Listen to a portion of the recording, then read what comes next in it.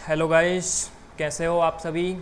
चलिए तो video start करने से पहले मैं आपको बता दूं कि मैं आपके लिए कक्षा 12वीं जनरल इंग्लिश लेकर आया हूं। लेसन 1 हम कक्षा 12वीं के सभी लेसन्स को एक एक कर पढ़ेंगे। सबसे पहले मैं आपको बता दूं कि लेसन्स किस प्रकार से हम पढ़ेंगे। एक लेसन्स के लिए मैं आपके लिए 5 वीडियो बनाया करूँगा। प्रत्येक वीडियो बहुत ही कम समय के होंगे, तो कम समय में जो है आप अधिक लाभ ले पाओगे और ज़्यादा उसको रिपीट करोगे तो आपको जल्दी याद होगा। तो इस प्रकार जो है मेरे चैनल को सबसे पहले सब्सक्राइब कर दीजिए और जो है ताकि आपको आगे वीडियो लगातार मिलते रहें। तो चलिए शुरुआत करते हैं लेसन 1 की। तो लेसन 1 में कक्षा 12वीं का है teach me to listen Lord. Teach me to listen Lord. तो सबसे पहले ये लाइन तो आप याद कर लें, क्योंकि यहाँ से आपका जो है 1 नंबर पूरा बनता है। तो पोएम्स में आपने सिलेबस देखा होगा तो आपको पता ही होगा कि पोएम्स से कुल आपका जो है 10 मार्क्स का एग्ज़ाम में क्वेश्चंस आने हैं। तो किस प्रकार से आने हैं उसके लिए भी हम आपके लिए वीडियो बनाएंगे, तो चैनल को सब्सक्राइब करें और देखते रहिए। तो सबसे पहले याद कर लें कि teach me to listen Lord. कवि कह रहा है, पोएट कह रहा है कि लॉर्ड भगवान, ईश्वर, परमात्मा, टीच मी मुझे सिखाओ, मुझे टीच करो। टीच मतलब होता है सिखाना। टीच मी मुझे सिखाओ to listen. To listen, listen मतलब होता है सुनना, लेकिन लिसन का मतलब सुनना तो होता है लेकिन कानों से सुनना नहीं, बल्कि अपने दिल से सुनना, अपनी अंदर की आत्मा से सुनना, वो होता है लिसन का मतलब। बाकी सुनना तो HEAR, हियर, हियर मतलब भी सुनना होता है। तो teach me to listen Lord, ये लाइन आपको याद करनी है ताकि यहाँ से आपको 1 नंबर का क्वेश्चन यदि आए तो संभावना है और आपको याद रहेगा। तो teach me to listen Lord, ये इसके जो कवि है वो कवि अज्ञात है। इसके कवि जो है, इसका कवि का नाम इसमें दिया नहीं है, तो ये अज्ञात है। तो अज्ञात को जो है इंग्लिश में बोलते हैं एनोनिमस। तो आप याद कर लीजिए कि जो लेसन 1 है कक्षा 12वीं का, teach me to listen Lord, teach me to listen Lord, teach me to listen Lord एक एनोनिमस है। जब भी इसके पोएट का नेम पूछा जाएगा तो आपको एनोनिमस लिख देना है और केवल एनोनिमस लिख देना है।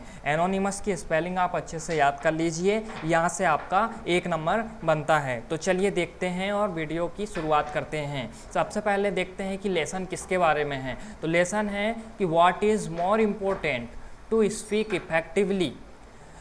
What is more important to speak effectively, एक इफेक्टिवली बोलने के लिए सबसे ज़रूरी क्या है, वो ये लेसन से सीखने को मिलता है। और टू लिसन अटेंटिवली, और अटेंटिवली सुनने के लिए सबसे ज़रूरी क्या है, वो भी इससे सीखने को मिलता है। और home should be listen and how, हमें किसे सुनना चाहिए और कैसे सुनना चाहिए, ये सारी जानकारी इस लेसन में देखते हैं। चलिए तो फर्स्ट पोएम हम देखते हैं।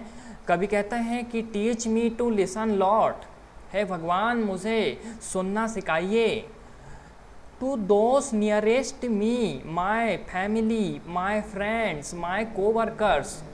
टू दोस, वे लोग जो मेरे नियरेस्ट है, मेरे आसपास है, उनमें मेरे फैमिली आती है, फ्रेंड्स आते हैं और मेरे साथ काम करने वाले कोवर्कर्स आते हैं, उनको मुझे सुनना सिखाइए।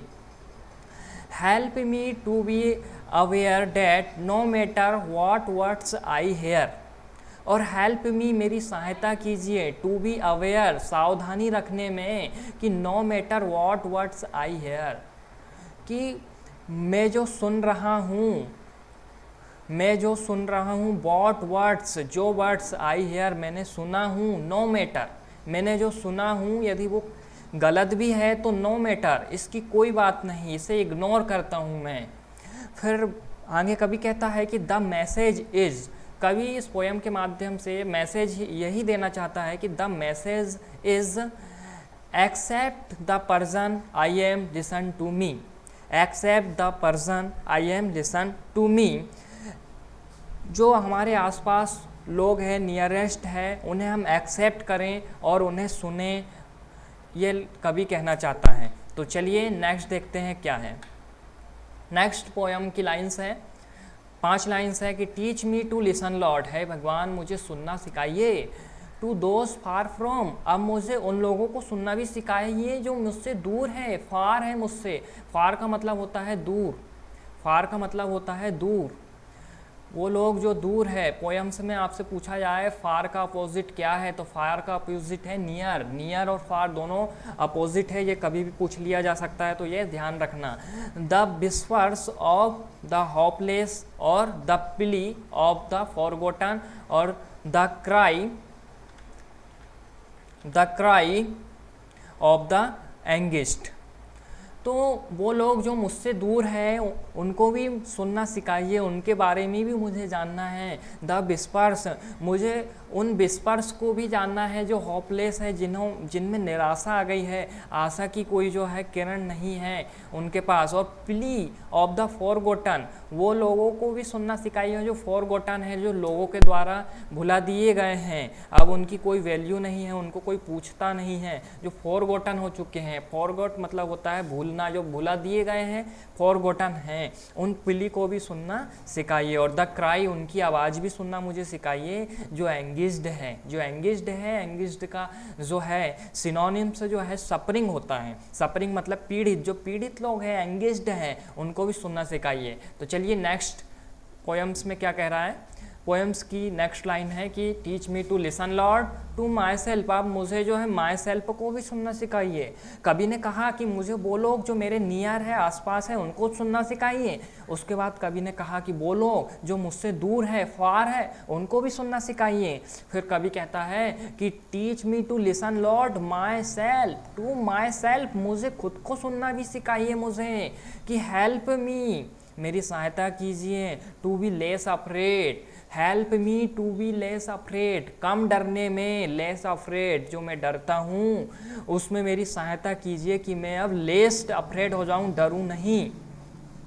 उसके अलावा to trust, to faith the voice inside, और वो विश्वास करें जो उसके अंदर की आवाज़ है, जो कवि के अंदर की आवाज़ है, जो कवि के अंदर की आवाज़ है, उसे वो फील करें। इनसाइड या इनर वॉइस जो उसकी है, उस पर विश्वास करें। इसमें भी उसकी सहायता कीजिए, है इस बार उसे जो है सुनना सिखाइए खुद को।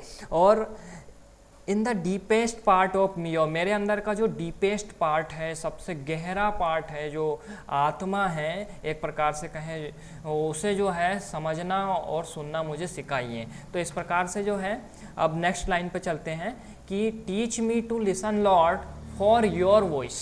अब कभी उसके बाद चौथी लाइन में भी यह कहता है कि teach me to listen Lord for your voice, आपकी वॉइस को भी सुनना सिखाइए। गॉड से कह रहा है कभी, गॉड से कह रहा है कि है गॉड, आपकी आवाज़ भी मुझे जो है सुनना सिखाइए। इन बिजीनेस, जब मैं बिजी रहूं, जब काम काज में खोया रहूं, और इन बोर्डम, जब मुझे अच्छा नहीं लगे, जब मैं बोर फीलिंग करूं, जब मुझे आपकी आवाज़ सुनना सिखाइए। और इन सर्टेनिटी, जब मैं सर्टेनिटी में भी रहूं, जब निश्चित भी हो जाऊं, जब भी मुझे आवाज़ सुनना सिखाइए। और इन डाउट, जब मैं डाउट में रहूं, जब भी इन नॉइस, जब मैं नॉइस में रहूं, जब बहुत ज़्यादा आवाज़ हो रही हो, तब भी मुझे सुनना सिखाइए। और जब साइलेंट सा हो वातावरण, जब साइलेंट में भी मुझे जो है आपको आपकी वॉइस को सुनना सिखाइए मुझे।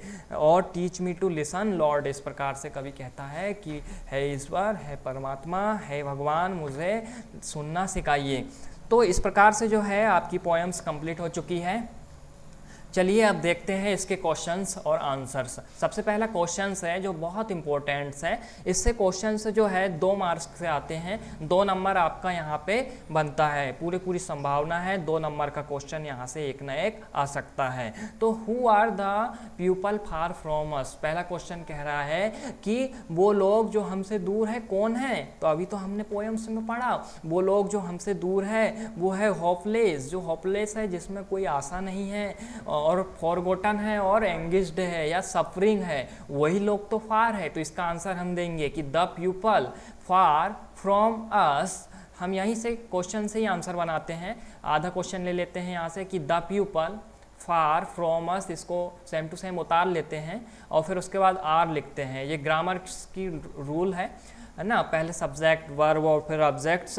जब ग्रामर का हम वीडियोस बनाएंगे तब आप इसको अच्छे से समझना। तो चलिए ठीक है, तो the people far from us are, जितना तो हमने क्वेश्चन से ही ले लिया। अब हमने लगाया कि दोज, दोज मतलब होता है वे, बहुवचन है दोज वे, हु आर जो है होपलेस है, फॉरगॉटन है और एंगेज्ड है। कभी उनको बताता है कि वह दूर है, या इसका आंसर दूसरे प्रकार से भी दे सकते हैं कि दीज आर पीपल, वे पीपल हु जो have no ray of hope in their life, उनकी लाइफ में जो है कोई होप नहीं है, आशा की किरणें नहीं है। और who are forgotten by society, जो सोसाइटी के द्वारा जो है बुलाए दिए गए हैं। And who are suffering a great deal, जो सफरिंग है, पीड़ित है एक ग्रेट डील के साथ। तो इस प्रकार से भी इसका आंसर कर सकते हैं। तो दोनों में से कोई भी एक कर लीजिएगा। चलिए ठीक है, सेकंड क्वेश्चन से हम देखते हैं। सेकंड क्वेश्चन बताता है कि whom does the poet wish to trust, whom does the poet wish to trust, कवि जो है किस पर विश्वास करने के लिए कह रहा है। तो कवि कह रहा है कि आप आपके अंदर की आवाज़ पर विश्वास कीजिए, आपकी इनर वॉइस पर विश्वास कीजिए। तो इसका आंसर सिर्फ 2 वर्ड का है, इनर वॉइस।